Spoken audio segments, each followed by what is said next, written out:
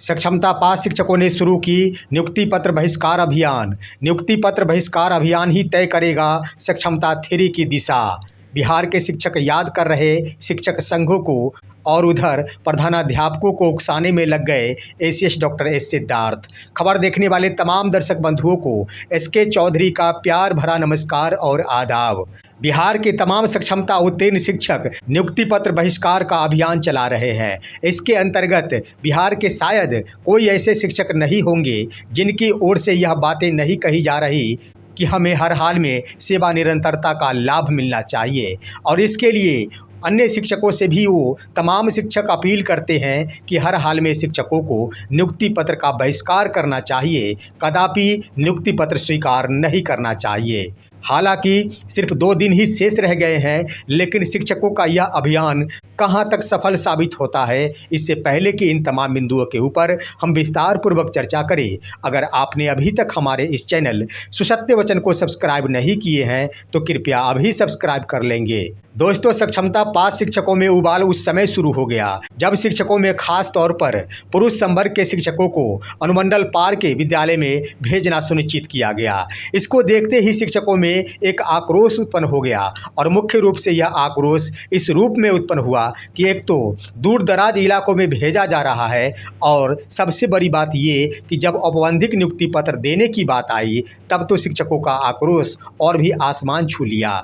शिक्षकों का मानना था कि मैं मानता हूं कि अनुमंडल के पार पुरुष संवर्ग के शिक्षकों को भेजा जाना है, महिला शिक्षिकाओं को इसमें राहत प्रदान की गई है, इसलिए हम उसे स्वीकार करते हैं। परंतु जब औपबंधिक नियुक्ति पत्र देने की बात आई तब शिक्षकों ने इसे स्वीकार नहीं करने का मन बना लिया। इसका मुख्य उद्देश्य था कि शिक्षक ये समझ गए कि हर हाल में शिक्षकों की नई सेवा की शुरुआत की जाएगी और शिक्षकों द्वारा किया गया पूर्व की सारी सेवाएं समाप्त कर दी जाएगी।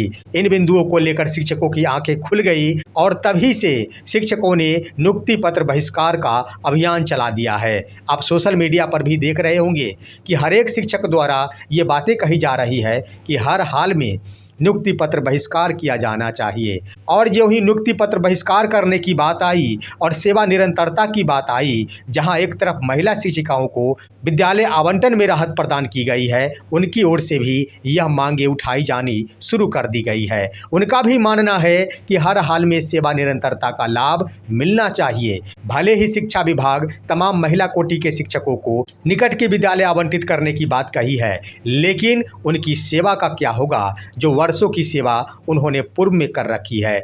इन बातों को लेकर अब महिला और पुरुष दोनों ही प्रकार के शिक्षकों द्वारा शिक्षकों के नियुक्ति पत्र पर सवाल उठाए जाने लगा है कि हर हाल में नई सेवा में परिणत नहीं करना चाहिए। नियुक्ति पत्र देने का कोई सवाल ही नहीं उठता है जब नियोजित शिक्षकों को ही विशिष्ट शिक्षक बनाया जा रहा है। शिक्षकों का मानना यह है कि जिस तरह से पंचायत शिक्षा मित्रों की बहाली हुई थी और उन्हें 1 जुलाई 2006 के प्रभाव से पंचायत प्रखंड और नगर शिक्षक में तब्दील कर दिया गया था, उन सभी को उसी विद्यालय में छोड़ दिया गया था, ठीक वही नीति अपनाई जानी चाहिए। नियुक्ति पत्र का कोई सवाल खड़ा नहीं होता है। हर हाल में जिस तरह से वर्ष 2006 के अंतर्गत एक ही पत्र निकालकर तमाम शिक्षा मित्र, जिनकी संख्या उस वक्त 1,10,000 थी, उन सभी शिक्षकों को एक पत्र के माध्यम से ही प्रखंड, पंचायत और नगर शिक्षकों में तब्दील कर दिया गया था और उनकी सेवा भी अस्थायी बना दी गई थी। 60 वर्ष की सेवा उस वक्त कर दी गई थी। अब तो शिक्षक 60 वर्षों की सेवा के लिए भी अस्थायी बन चुके हैं और जब अस्थायी सेवा हो चुकी है तो आखिर शिक्षा विभाग नई नियुक्ति किस आधार पर करने जा रही, इन शिक्षकों को नया नियुक्ति पत्र क्यों मुहैया कराया जा रहा है, यह सवाल खड़ा हो गया है शिक्षकों और शिक्षा विभाग के बीच में। और इस अभियान से आशा ये जताई जा रही है कि निश्चित रूप से शिक्षकों का एक बड़ा समूह नियुक्ति पत्र बहिष्कार करेंगे। उनके द्वारा नियुक्ति पत्र कदापि स्वीकार नहीं किया जाएगा। वास्तव में अगर नियुक्ति पत्र स्वीकार कर लिया जाता है तो शिक्षक खुद ही अपने हाथों से अपनी जिंदगी को बर्बाद कर लेंगे। दोस्तों, ठीक वही नीति इस वक्त अपनाई जानी चाहिए जिस तरह की नीति वर्ष 2006 में अपनाते हुए शिक्षा मित्रों को अस्थायी सेवा प्रदान कर दी गई थी।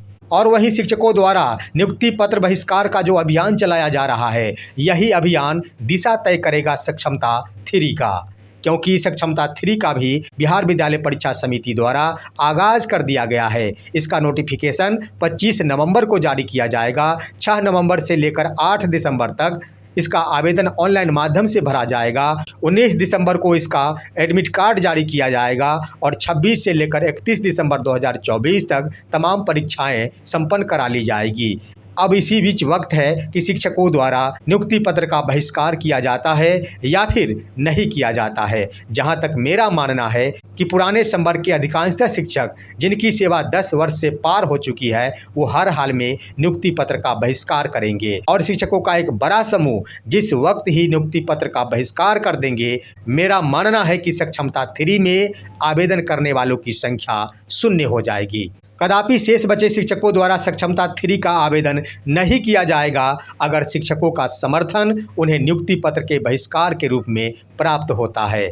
उधर दोस्तों, शिक्षकों द्वारा शिक्षक संघों का भी समर्थन की मांग की जा रही है। अब तो सोशल मीडिया पर भी देखने को मिल रहा है कि शिक्षक बेसब्री से शिक्षक नेताओं को याद कर रहे हैं, शिक्षक संघों को याद कर रहे हैं। शिक्षकों का मानना है कि मैंने उस वक्त संघ की बात की अवहेलना कर बहुत बड़ी गलती की थी। वास्तव में उसी कमी का फायदा अभी शिक्षा विभाग द्वारा लिया जा रहा है। जो शिक्षकों की बातें नहीं माने जा रही है, उनकी बातों को दरकिनार किया जा रहा है। दोस्तों, शिक्षकों द्वारा शिक्षक संघ का सहयोग मांगा जा रहा है, वहीं शिक्षक संघ की ओर से इस पर मौन धारण कर लिया गया है। स्वाभाविक बनता है, आखिर शिक्षक संघ किन उद्देश्यों को लेकर शिक्षकों का साथ देंगे, क्योंकि वही 14 संघों ने एक साथ मिलकर एक नीति का निर्धारण किया था कि हर हाल में सक्षमता परीक्षा का बहिष्कार किया जाना चाहिए।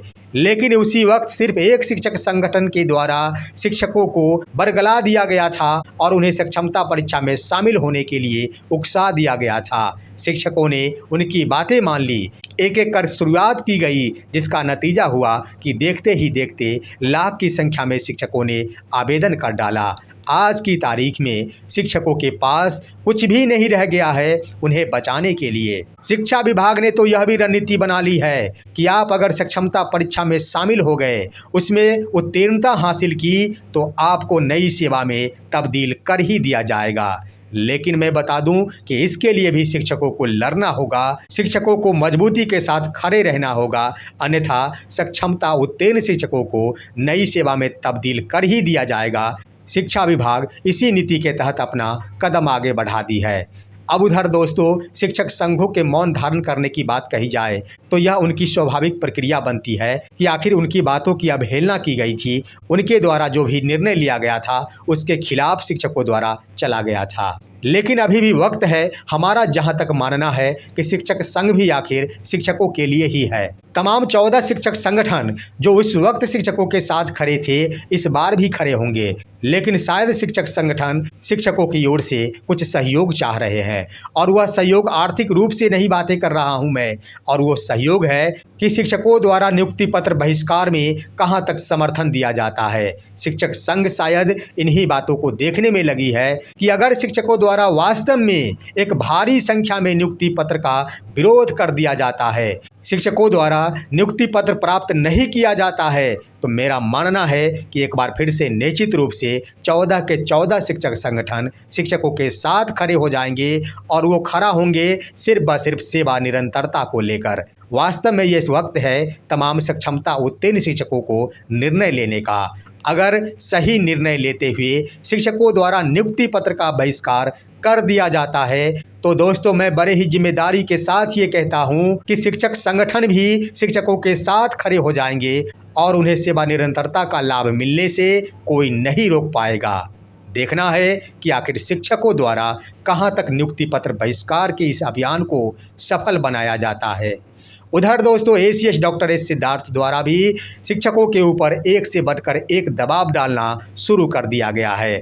आपने देखा होगा कि बीते देर शाम ही उनके द्वारा बड़ा बयान दिया गया है। उनकी ओर से यह बयान दिया गया है कि शिक्षक किसी भी सूरत में प्राइवेट ट्यूशन या फिर कोचिंग का संचालन नहीं कर पाएंगे। उन्होंने स्पष्ट कहा है कि ऐसी बात नहीं है कि विद्यालय अवधि में ही उनके द्वारा प्राइवेट ट्यूशन या फिर कोचिंग संस्थान का संचालन नहीं करना है। शिक्षक किसी भी सूरत में और किसी भी समय में किसी भी छात्र को प्राइवेट ट्यूशन नहीं पढ़ा सकते हैं और ना ही उनके द्वारा कोई भी कोचिंग संस्थान का संचालन किया जाएगा। अब तो निश्चित है कि शिक्षा विभाग द्वारा शिक्षकों को पूर्ण रूप से बांध दिए जाने की कवायद शुरू कर दी गई है। शिक्षक चाहकर भी कुछ नहीं कर पाएंगे। शिक्षकों को सिर्फ व सिर्फ अपने विद्यालय में रहकर ही सुदूर वाले विद्यालय में जाकर जो वेतन दिया जा रहा है उसी वेतन से अपना पेट रोटी चलाना होगा, अपने माता पिता की देखभाल करना होगा, अपने बाल बच्चों की पढ़ाई करवानी होगी। तो दोस्तों, यह नियुक्ति पत्र और विशिष्ट शिक्षक का ही मामला नहीं है। शिक्षकों के ऊपर शिक्षा विभाग द्वारा और भी कई प्रकार के नकेल कसे जाएंगे। शिक्षकों को चौतरफा बांध कर छोड़ दिया जाएगा। उन्हें सिर्फ शिक्षक के रूप में ही बंध कर रहना पड़ेगा। अभी भी वक्त है और ये अच्छा वक्त है। इस वक्त अगर शिक्षक गुलामी के पिंजरे से निकल जाते हैं, उनके द्वारा नियुक्ति पत्र बहिष्कार कर दिया जाता है, तो निश्चित ही शिक्षा विभाग के ऊपर एक बहुत बड़ा दबाव बनेगा और शिक्षकों को सेवा निरंतरता के लाभ के साथ राजकर्मी का दर्जा देना सरकार की मजबूरी बन जाएगी। वहीं दोस्तों, एसीएस डॉक्टर एस सिद्धार्थ द्वारा अपने बयान के क्रम में प्रधानाध्यापकों को भी उकसाया जा रहा है। उनके द्वारा यह बयान दिया गया है कि विद्यालय में शिक्षकों द्वारा वर्ग कक्ष का संचालन ठीक से किया जाता है या फिर नहीं किया जाता है। कौन से शिक्षक विद्यालय में बच्चों को सही से पढ़ा पाते हैं या फिर उनके द्वारा नहीं पढ़ाया जाता है। एसीएस का कहना है कि इस संबंध में अभी तक एक भी प्रधानाध्यापक द्वारा यह शिकायत नहीं की गई है कि किसी शिक्षक द्वारा विद्यालय में पठन पाठन का कार्य सुचारू रूप से नहीं किया जाता है। उन्होंने ये भी बातें कही है कि अगर प्रधानाध्यापक द्वारा ऐसी शिकायत की जाती है तो संबंधित शिक्षक पर कठोर से कठोर कार्रवाई की जाएगी। यानी एसीएस डॉक्टर एस सिद्धार्थ ने प्रधानाध्यापकों को उकसाना शुरू कर दिया है कि अब प्रधानाध्यापक और सहायक शिक्षकों के बीच में तनाव उत्पन्न होना चाहिए ताकि प्रधानाध्यापक हमारे समर्थन में हो और शिक्षकों पर हम सीधे ही नकेल नहीं कसते हुए प्रधानाध्यापकों से नकेल कसवा दे। लेकिन बिहार के शिक्षक एक हैं, ये मान लेना चाहिए। एसीएस डॉक्टर एस सिद्धार्थ को प्रधानाध्यापक भी है तो वो भी एक शिक्षक ही है। ऐसी बात नहीं कि शिक्षकों द्वारा विद्यालय में बैठ कर रहा जाता है, पठन पाठन का कार्य नहीं किया जाता है। ये शिकायत करने की बात कही जा रही है तो ये अच्छी बात नहीं, क्योंकि इसका अर्थ होता है कि जहां शिकायत नहीं जा रही है वहां शिकायत जानी चाहिए। एसीएस के कथनानुसार अगर विद्यालय की ओर से शिक्षकों के प्रति शिकायत नहीं जा रही है, शिकायत नहीं हो रही है, शिक्षक शिकायत का अवसर किसी को भी नहीं प्रदान कर रहे हैं, फिर भी एसीएस का कहना है कि शिकायत होनी चाहिए। शिक्षकों के प्रति शिकायत का दरवाज़ा खोल देना चाहिए। देखना है कि आखिर एसीएस डॉक्टर एस सिद्धार्थ द्वारा शिक्षकों के ऊपर और भी कौन कौन से नकेल कसे जाते हैं। शिक्षक गुलामी के पिंजरे से निकल पाते हैं या फिर गुलामी के जंजीर में बंध जाते हैं। फिलहाल आज की खबर बस इतना ही। आप सभी का इन बिंदुओं पर क्या राय है, अपनी राय भी कमेंट के माध्यम से अवश्य दीजिए और अब दीजिए अपने ही दोस्त इसके चौधरी को इजाज़त। जय हिंद, जय भारत।